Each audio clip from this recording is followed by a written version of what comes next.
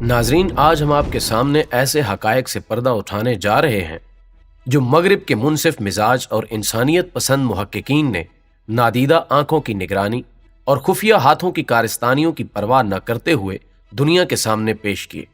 और आखिर में एक नौजवान का वो खत जो उसने अपनी जान की परवाह न करते हुए तहरीर किया। इस खत से जहां दुनिया भर में सरगर्म इंसानियत दुश्मन दजाली कुव्वतें बेनकाब होती हैं, वहीं ये बात भी सामने आ जाती है कि पाकिस्तान पर दजाल के कारिंदों की खसूसी नजर है और तारीकी के फितने दजाल आजम के खिलाफ जो हिदायत याफ्ता लश्कर उठेगा उसमें अहले पाकिस्तान का भी बहुत बड़ा किरदार होगा। तो आइए पहले मुस्तकबिल की दुनिया का एक खाका जो दजाली कुव्वतों ने तरतीब दिया देख लेते हैं, ताकि यह समझने में आसानी हो कि रहमान के बंदे इस शैतानी मुहिम से आगाही के बाद क्या कुछ कर सकते हैं। नाजरीन, ये दजाली कुव्वतें आने वाले वक्त में सिर्फ चंद अफराद के तहत एक आलमी हुकूमत कायम करना चाहती हैं। इस आलमी वजूद में आबादी महदूद होगी और फी खानदान बच्चों की तादाद पर पाबंदी होगी। वबाओं, जंगों और कहत के जरिए आबादी पर कंट्रोल किया जाएगा, यहां तक कि सिर्फ 1 अरब नफूस रह जाए जो हुक्मरान तबके के लिए कारामद हो और वो दुनिया की मजमूई आबादी की हैसियत से रहेंगे। दुनिया में दरपर्दा मसरूफ कार एक मखसूस करो दरअसल कुराए अर्ज पर बिला शिरकत गैर हुक्मरानी चाहता है। इसकी अपनी तादाद चूंकि बहुत कम है, इसलिए वो हर सूरत में रंगदार नस्लों और साहिब ईमान अफराद को खत्म या कम करना चाहता है। इस गिरोह को अपनी नस्ली बर्तरी का झूठा ज़ौम है। उनकी हिकमत अमली ये है कि बराह रास्त और बिलवास्ता तौर पर आलमी इदारों के जरिए भी गुर्बत के खात्मे, इक्तिसादी तरक्की और माँ बच्चे की सेहत जैसे प्रोग्रामात के पर्दे में तजदीद आबादी की मुहिम को कामयाब बनाया जाए। इस ज़मन में अगर तरगीबो तहरीर से काम ना निकल सके तो जंग, जबर, जोर जबरदस्ती, हत्ता के एटमी और कीमियाई जंग के बारे में भी सोचने और अमल करने के लिए तैयार रहा जाए। इंसानी आबादी कम करने की मुहिम को फलाह बहबूद का नाम दिया जाता है।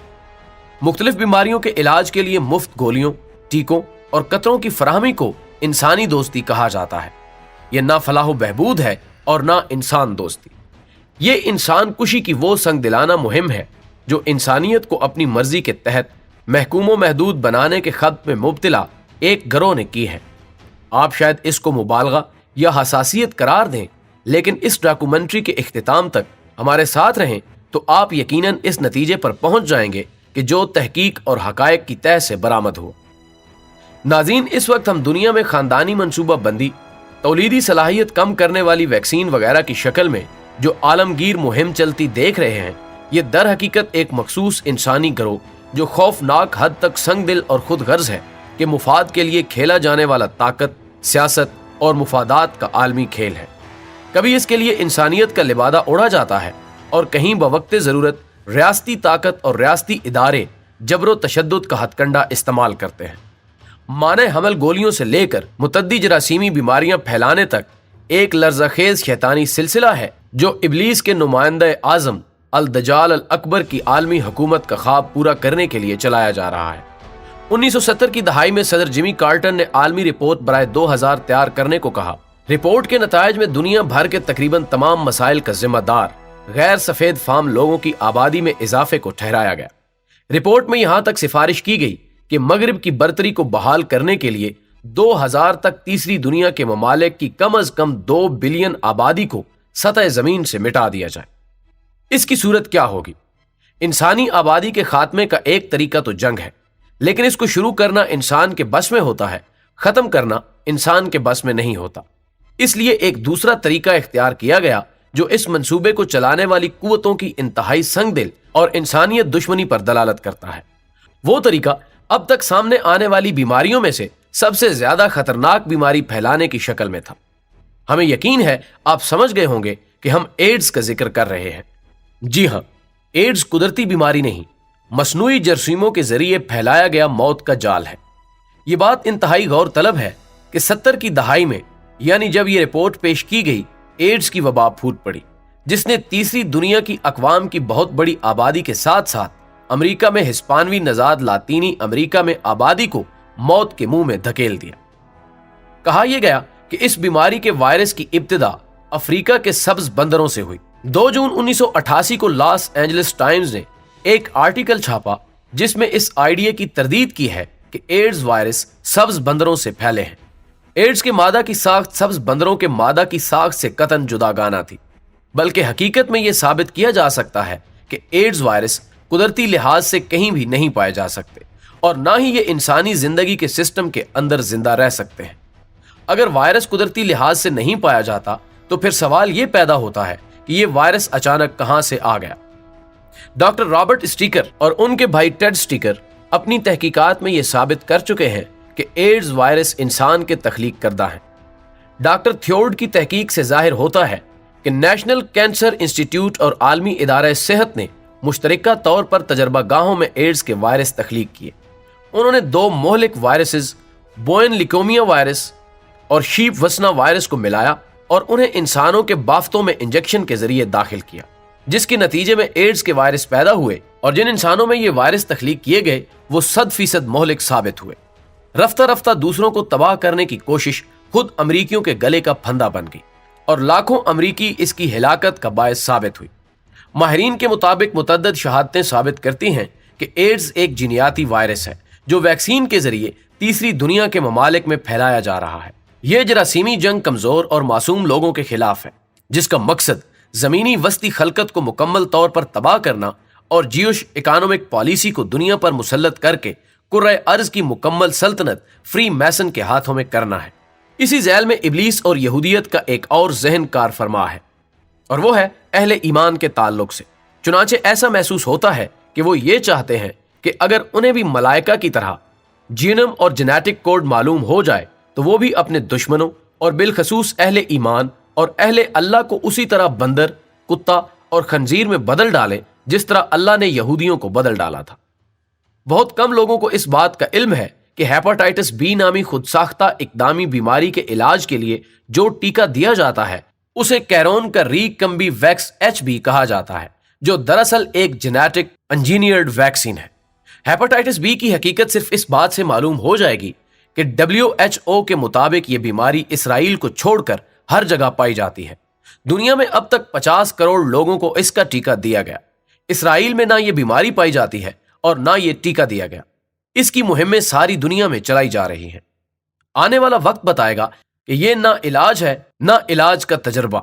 ये तो इस मिशन के हजारों तजर्बों में से एक तजर्बा है जिसके तहत अपने दुश्मनों की नस्ल को नस्लन बाद नस्ल बंदर, कुत्ता और खंजीर बनाने की बात सोची जा रही है। The approach and policy to vaccinate so many children also led to increased reports of adverse events in children. 3-day-old Ben Converse's seizures began less than 24 hours after his first shot. Now 2 years old, Ben is developmentally disabled. 33 hours after his vaccination, 13-day-old Nikki Sexton's heart stopped. The coroner said it was sudden infant death, or SIDS, a broad category often used when a healthy baby dies. But a pathologist hired by the Sexton family concluded that Nikki Sexton's heart failure was brought on by the vaccine. ये सुनकर आपको सदमा होगा कि हमारा मुल्क पाकिस्तान इन जरासीमी बीमारियों के फैलाव का मरकज़े हदफ है।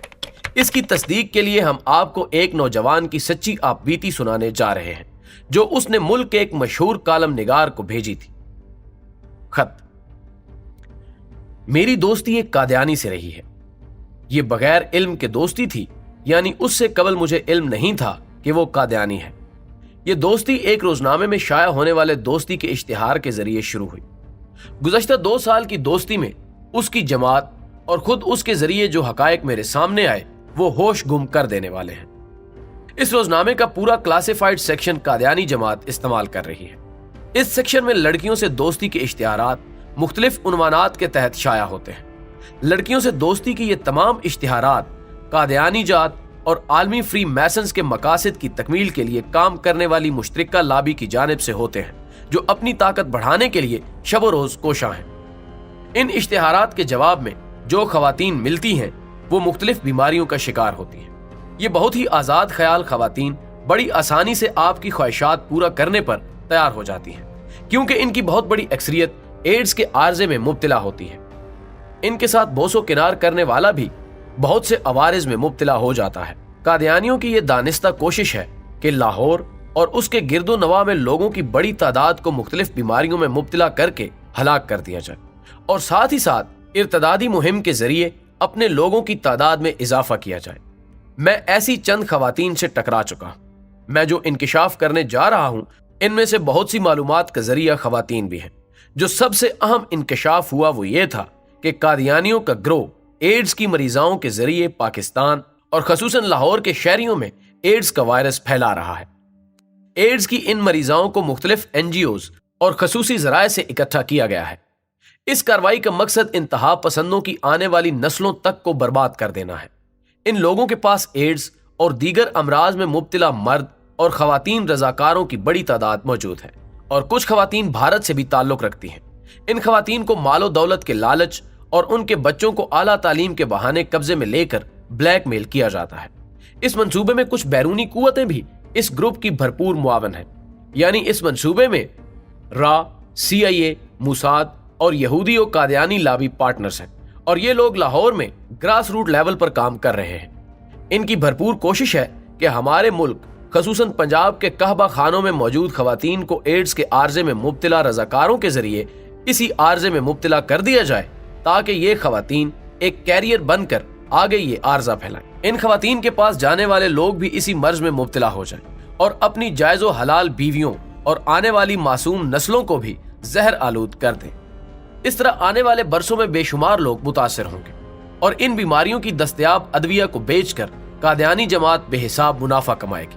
اس کا مقصد آنے والے برسوں میں سرمائے اور بایولوجیکل لڑائی کے ذریعے لاہور اور اس کے گرد و نواح میں اسرائیل کی طرز پر ایک قادیانی ریاست کی داغ بیل ڈالنا ہے۔ آپ دیکھیں گے کہ آنے والے وقت میں ایڈز کے مریضوں کی تعداد میں بہت تیزی سے اضافہ ہوگا۔ اول تو ایڈز کے تشخیصی مراکز کی تعداد خاصی کم ہے، اور جو ہیں ان پر اس لابی کا کنٹرول ہے۔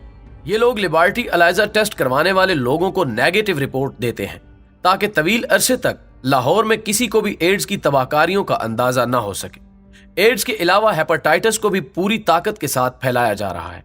صرف مشرف دور میں جبکہ ان وطن دشمنوں کو پھلنے پھولنے کے خوب ذرائع میسر تھے، لاکھوں لوگ ہیپاٹائٹس C میں مبتلا ہوئے، جبکہ اس سے پہلے یہ عارضہ بہت ہی کم پایا جاتا تھا۔ یاد رہے کہ ہیپاٹائٹس C صرف خون کے انتقال سے پھیلتا ہے، اور اس کے بارے میں یہ تاثر کہ گندے پانی سے پھیلتا ہے درست نہیں۔ جگر کے کسی بھی ڈاکٹر سے ملیں یا انٹرنیٹ پر ہیپاٹائٹس کی وجوہات کو جانا جائے تو یہ بات بالکل واضح ہو جاتی ہے کہ ہیپاٹائٹس C لاحق ہونے کا گندے پانی سے قطعاً کوئی تعلق نہیں ہے۔ گندے پانی کا تعلق صرف ہیپاٹائٹس A یعنی پیلے یرکان سے ہے۔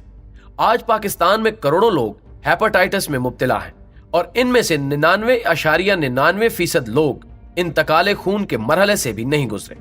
ان میں سے بے شمار لوگ ایسے ہیں جنہوں نے کبھی ناک کان نہیں چھدوائے اور نہ ہی کبھی دانتوں کا علاج کروایا، لیکن اس کے باوجود یہ ہیپاٹائٹس C میں مبتلا ہو چکے ہیں۔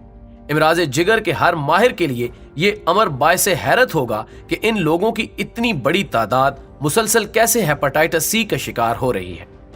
اس کی حقیقت یہ ہے کہ مشرف دور میں قادیانیوں کے تعاون سے پاکستان کے طول و عرض میں ہیپاٹائٹس کے خون سے آلودہ کروڑوں سرنجیں پھیلائی گئی۔ خصوصاً سرکاری ہسپتالوں میں دی جانے والی سرنجوں میں سے مخصوص تناسب کی سرنجیں جراثیم آلود ہوتی تھیں، اور یہ سلسلہ شاید اب تک جاری ہو۔ ساتھ ہی ساتھ منظم طریقے سے پروپیگنڈا بھی کیا گیا کہ ہیپاٹائٹس C گندے پانی سے لاحق ہوتا ہے۔ ان کا ٹارگٹ یہ ہے کہ آئندہ 10-15 برس کے دوران پاکستان کے کم و بیش تمام شہریوں کو ہیپاٹائٹس کی کسی نہ کسی قسم یا ایڈز میں مبتلا کر دیا جائے، اور ساتھ ہی دوائیں اور منرل واٹر بیچ کر بے حساب منافع کمایا جائے۔ ایک سوال یہ ہے کہ اتنی سرنجوں کو آلودہ بنانے کے لیے خون کہاں سے آتا ہے؟ قادیانی جماعت اس کے لیے 2 طریقے استعمال کر رہی ہے۔ پہلا طریقہ تو یہ ہے کہ لاہور کے پاگل خانے میں موجود زیادہ پاگلوں کو مختلف بیماریوں میں مبتلا کرنے کے بعد ان کے جسم سے خون حاصل کیا جاتا ہے۔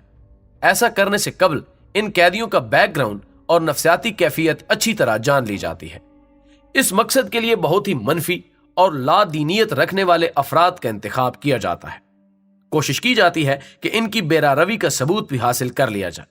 اس دور میں لاہور کے قیدیوں کا چیف جسٹس کے حکم پر طبی معائنہ کروایا گیا تو ان میں سے 46 ایڈز کے مریض نکلے، لیکن یہ کہانی کا ایک حصہ ہے۔ ہوا یہ کہ چیف جسٹس کو ایک منصوبے کے تحت یہ اطلاع دی گئی کہ لاہور میں قیدیوں پر ظلم ہو رہا ہے اور ان کا طبی معائنہ نہیں کیا جا رہا۔ چیف جسٹس کے حکم پر یہ طبی معائنہ کیا گیا تو مریضوں کا انکشاف ہوا۔ اب ایڈز کے یہ مریض آہستہ آہستہ رہا ہوں گے اور سال 6 مہینے کے بعد ان کو ہر کوئی بھول جائے گا۔ اس کے بعد ان سے رابطہ کرنے کے بعد قادیانیوں اور اسرائیلیوں کے لیے کام کرنے کی آفر کی جائے گی۔ ان لوگوں کو منفی ذہنیت کی پہلے ہی تصدیق کر لی گئی ہے، لہٰذا ان ایڈز کے مریضوں کے راضی ہونے کا کوئی شبہ نہیں۔ ایسے رضاکاروں سے پنجاب کے مختلف کعبہ خانوں میں موجود خواتین کو ایڈز زدہ کرنے کا کام لیے جانے کا منصوبہ ہے، تاکہ یہ خواتین کو ایک چین کی صورت اختیار کر کے اپنے گاہکوں اور ان کے گاہک آگے اپنے بیوی بچوں کو ایڈز زدہ کر دیں۔ اس طریقے سے لاکھوں لوگ بیماریوں میں مبتلا کرنے کی سازش کی جا رہی ہے، اور یہ سلسلہ کئی برسوں سے جاری ہے۔ اس قسم کے ایڈز زدہ رضاکاروں کو ایڈز پھیلانے کے لیے ٹارگٹ دیے جاتے ہیں، جن کی تکمیل پر بہت خطیر انعامات دیے جاتے ہیں۔ اس صورتحال میں چیف جسٹس کو ایک منصوبے کے تحت استعمال کیا گیا ہے، تاکہ ایڈز کے مریضوں کو ان کے مرض سے آگاہی کا جواز پیدا ہو سکے اور مریضوں کو شبہ بھی نہ ہو۔ یہ وہ بایولوجیکل وار ہے جو یہودیت کے لیے کام کرنے والے قادیانیوں نے پاکستان پر مسلط کی ہے۔ اس طریقے سے کروڑوں لوگوں کو ہیپاٹائٹس اور ایڈز میں مبتلا کر کے موت کی جانب گامزن کر دیا گیا ہے۔ انسانی تاریخ کا یہ سب سے بڑا المیہ ہے، شاید کشمیر اور فلسطین سے بھی بڑا، لیکن اس کا کسی کو احساس تک نہیں ہے۔ الٹا اس کے باوجود مسلمانوں کو دہشت گرد سمجھا جاتا ہے۔ بایولوجیکل لڑائی کا یہ سلسلہ صرف پاکستان تک محدود نہیں، بلکہ یہودیوں اور قادیانیوں کی باہمی ملی بھگت سے چین اور انڈونیشیا تک پھیلا ہوا ہے۔ بدنام زمانہ یہودی تنظیمیں پاکستان پر پاؤں پھیلانے کے لیے قادیانیوں کی مدد کر رہی ہیں، تو قادیانی چین میں بیماریاں پھیلانے کے لیے افرادی قوت مہیا کر رہے ہیں۔ اس کا بڑا مقصد مستقبل میں چین کی اقتصادی ترقی کو متاثر کرنا ہے۔ انڈونیشیا میں بھی یہ سلسلہ شروع ہو گیا ہے۔ اس مقصد کے لیے انڈونیشیا کی قادیانی کمیونٹی کو استعمال کیا جا رہا ہے۔ اس بایولوجیکل جنگ کے دوسرے طریقے میں اپنے ٹارگٹ کو جوس میں ملا کر ہلکا زہر نما محلول دیا جاتا ہے۔ جوس میں ملائے جانے والے اس بایولوجیکل مٹیریل کی خصوصیت یہ ہے کہ یہ جگر کو شدید طور پر متاثر کرتا ہے، لیکن فوری طور پر انسان کا خودکار دفاعی نظام حرکت میں آتا ہے اور متاثرہ جگر کے گرد چربی کی تہ جم جاتی ہے، جو جگر کو بکھرنے نہیں دیتی، یعنی جگر چربی زدہ ہو جاتا ہے۔ اگرچہ اس طریقے سے انسان فوری طور پر نہیں مرتا، لیکن اس کی زندگی کا دورانیہ کم ہو جاتا ہے۔ ہمارے ملک کے ایک معروف قانون دان اس کی واضح مثال ہے، جنہیں دوران قید اس کا نشانہ بنا کر معذور کر دیا جاتا ہے۔ یہ لوگ نہ صرف یہ عوارض پھیلاتے ہیں، بلکہ ان کی ادویہ بیچ کر بے حساب منافع کما چکے ہیں۔ اس لابی کے ایجنٹوں میں اس وقت برین ہیمریج کا سبب بننے والی ادویہ بہت مقبول ہے۔ انہیں عموماً ہائی پروفائل ٹارگٹس کے خلاف استعمال کیا جاتا ہے۔ یہ ادویات انسان کی شریانوں کو بلاک کر دیتی ہیں، جس سے برین ہیمریج یا ہارٹ اٹیک کا سامنا کرنا پڑتا ہے۔ معاشرے سے آزاد خیال لوگوں کو چھانٹنے کے لیے پورے شہر میں جگہ جگہ ایسے جوس کارنر قائم کیے جا رہے ہیں جہاں جوڑوں کو مل بیٹھنے کا موقع دیا جاتا ہے۔ یہاں پر ایسے لوگوں پر خاص طور پر نظر رکھی جاتی ہے اور نسبتاً زیادہ آزاد خیال لوگوں کو ٹریپ کیا جاتا ہے۔ ان لوگوں کو جوس میں مختلف مضر صحت اشیاء ڈال کر ذہنی معذور اور بیمار کیا جاتا ہے۔ اس کا محرک یہ ہے کہ متوسط طبقے سے تعلق رکھنے والا آزاد خیال شخص جب شدید بیمار ہو جاتا ہے تو پھر اس کی زندگی کا مقصد صرف یہ ہوتا ہے کہ مرنے سے قبل زیادہ سے زیادہ دولت حاصل کر کے اپنے پیاروں کی زندگی کو تحفظ دیا جائے۔ ایسا شخص درست یا غلط پہچان کو بھلا کر دولت کی خاطر بڑے سے بڑا رسک لینے کے لیے تیار ہو جاتا ہے، اور جب کوئی شخص اس سٹیج پر پہنچ جاتا ہے تو پھر وہ فری میسنری اور ان کے بےدام غلام قادیانیوں کے لیے کام کا آدمی قرار پاتا ہے۔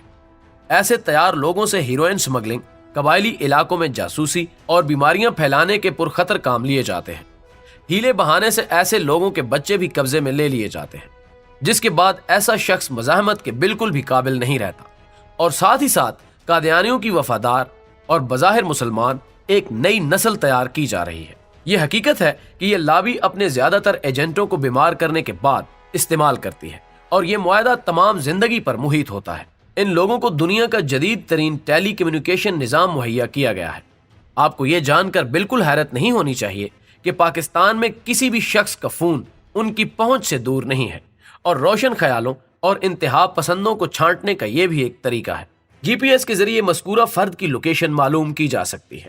ان آلات کا غلط استعمال بھی زوروں پر ہے۔ یہ لوگ انسداد منشیات کے اعلیٰ اہلکاروں کے فون ٹریپ کرتے ہیں، جس سے انہیں منشیات کی سمگلنگ میں آسانی رہتی ہے۔ اب آتے ہیں لڑکیوں سے دوستی کے اشتہارات کی جانب۔ ہوتا یہ ہے کہ لڑکیوں سے دوستی کے اشتہارات سے رابطہ کرنے کے بعد ملنے والی لڑکی اپنی مرضی کے جوس کارنر یا ریسٹورنٹ لے کر جاتی ہے۔ کوئی تصور بھی نہیں کر سکتا کہ یہ جوس کارنر یا ریسٹورنٹ خود ان لوگوں کی ہی ملکیت ہوتا ہے۔ مجھے ملنے والی خواتین مجھے نہر کے کنارے حسن جوس کارنر نزد لال پل لاہور لے کر گئیں۔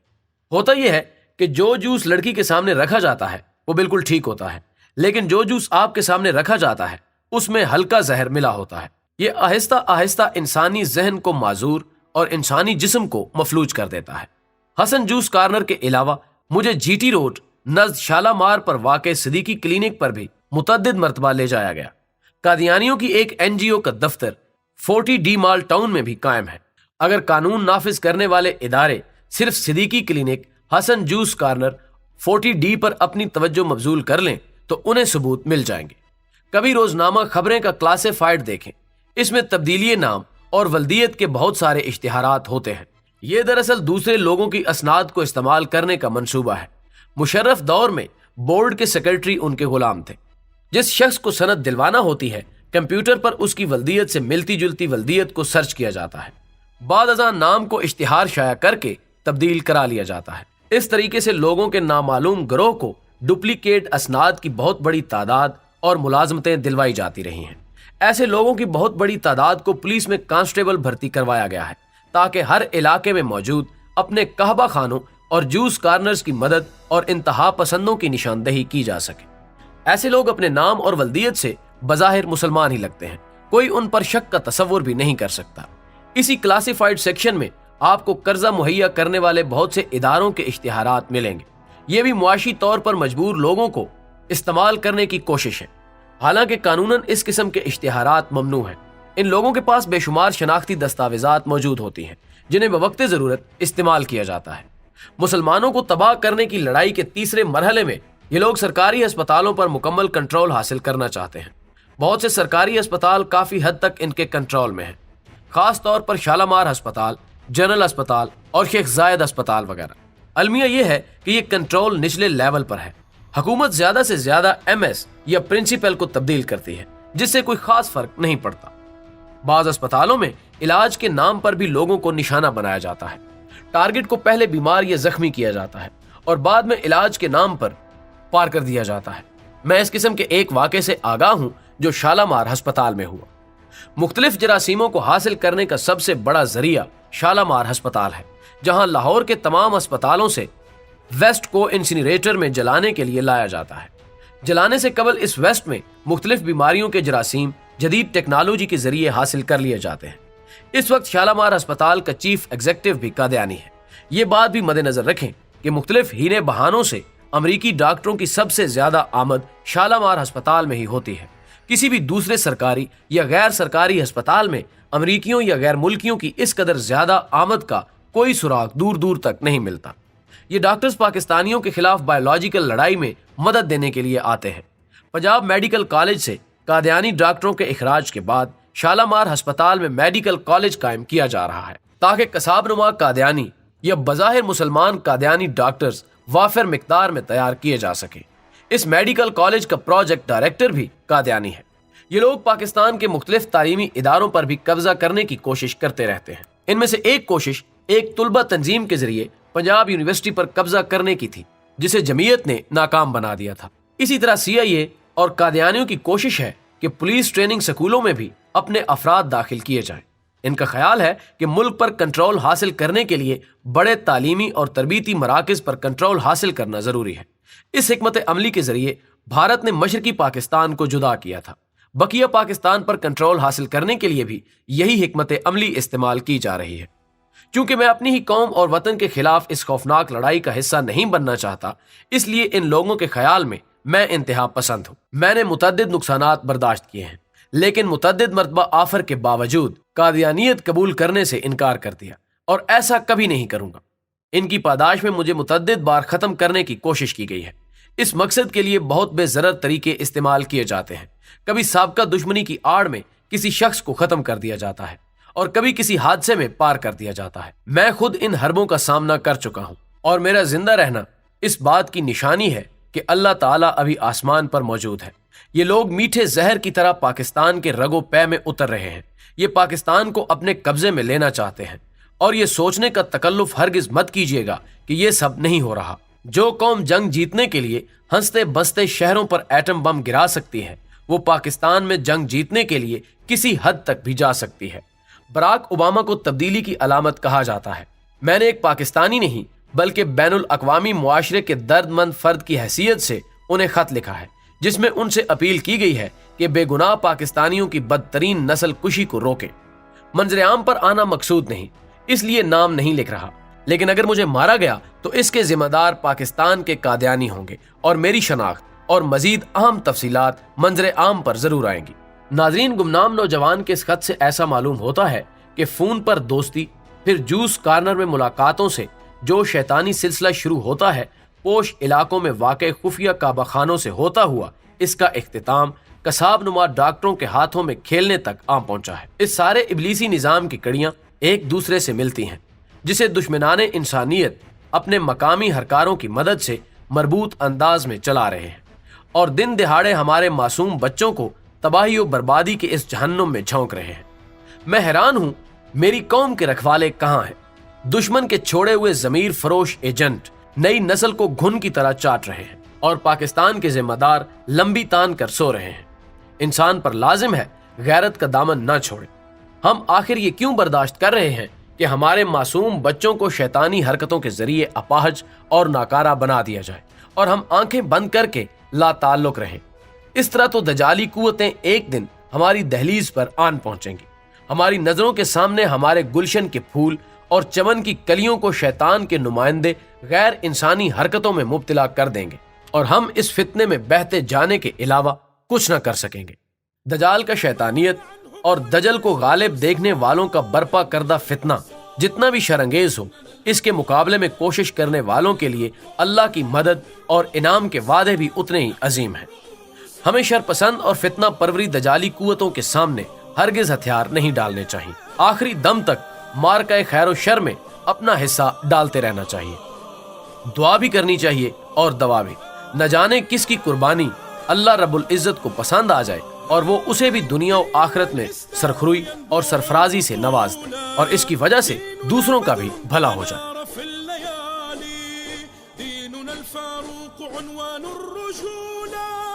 ديننا الخنساء رمز